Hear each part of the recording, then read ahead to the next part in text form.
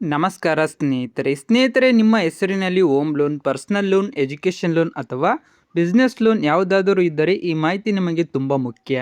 ಏಕೆಂದರೆ ಸಾಲ ವಸೂಲಾತಿ ಸಂದರ್ಭದಲ್ಲಿ ಬ್ಯಾಂಕ್ಗಳು ಮತ್ತು ರಿಕವರಿ ಏಜೆಂಟ್ಗಳು ಗ್ರಾಹಕರೊಂದಿಗೆ ಹೇಗೆ ವರ್ತಿಸಬೇಕು ಎನ್ನುವುದಕ್ಕೆ RBI ಹಲವು ನಿಯಮಗಳನ್ನು ಸ್ಪಷ್ಟಪಡಿಸಿದೆ. ಸಾಲ ಪಡೆದಿದ್ದೇವೆ ಅಂದ ಮಾತ್ರಕ್ಕೆ ಬ್ಯಾಂಕಿಗೆ ಹಣ ವಾಪಸ್ ಕೊಡಬಾರದು ಎಂದಲ್ಲ.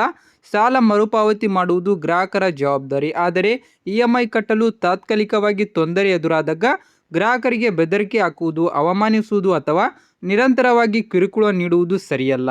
ಹೊಸ ಚೌಕಟ್ಟಿನ ಪ್ರಮುಖ ಉದ್ದೇಶವೇನೆಂದರೆ ಸಾಲ ವಸೂಲಾತಿ ಪ್ರಕ್ರಿಯೆಯಲ್ಲಿ ಪಾರದರ್ಶಕತೆ, ಹೊಣೆಗಾರಿಕೆ ಮತ್ತು ಗ್ರಾಹಕರಿಗೆ ಗೌರವ ಕಾಪಾಡುವುದು. ಇನ್ನು ಮುಂದೆ ರಿಕವರಿ ಏಜೆಂಟ್ ನಿಮ್ಮನ್ನು ಸಂಪರ್ಕಿಸಿದಾಗ ಅವರು ಯಾವ ಬ್ಯಾಂಕ್ ಅಥವಾ ಸಂಸ್ಥೆಯ ಪರವಾಗಿ ಬಂದಿದ್ದಾರೆ ಎಂಬುದನ್ನು ಸ್ಪಷ್ಟವಾಗಿ ತಿಳಿಸಬೇಕು.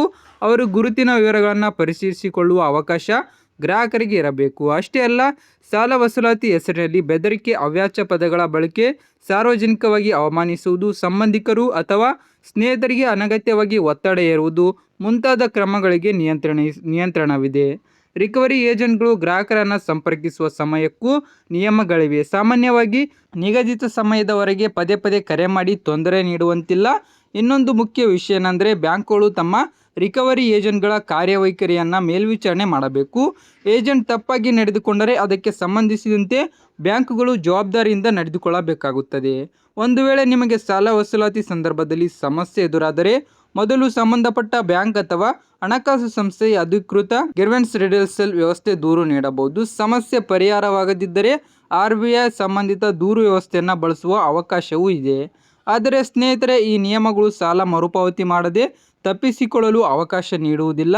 ಸಾಲ ಪಡೆದಿದ್ದರೆ ಅದನ್ನು ಒಪ್ಪಂದದ ಪ್ರಕಾರ ಪಾವತಿಸುವುದು ನಮ್ಮ ಜವಾಬ್ದಾರಿ. ಅದೇ ಸಮಯದಲ್ಲಿ ವಸೂಲಾತಿ ಮಾಡುವ ಗ್ರಾಹಕರಿಗೆ ಕಾನೂನುಬದ್ಧವಾಗಿ ಮತ್ತು ಗೌರವಯುತ ವರ್ತಿಸುವುದು ಕೂಡ ಮುಖ್ಯ. ಹೀಗಾಗಿ ನಿಮ್ಮ ಹೆಸರಿನಲ್ಲಿ ಯಾವುದೇ ಸಾಲ ಇದ್ದರೆ ಈ ಮಾಹಿತಿ ತಿಳಿದುಕೊಳ್ಳಿ ಮತ್ತು ಅಗತ್ಯವಿದ್ದರೆ ನಿಮ್ಮ ಕುಟುಂಬದವರಿಗೂ ಶೇರ್ ಮಾಡಿ. ಇಂತಹ ಬ್ಯಾಂಕಿಂಗ್ ಮತ್ತು RBI ಅಪ್ಡೇಟ್ಗಾಗಿ ನಮ್ಮ ಚಾನಲ್ ಸಬ್ಸ್ಕ್ರೈಬ್ ಮಾಡಿ.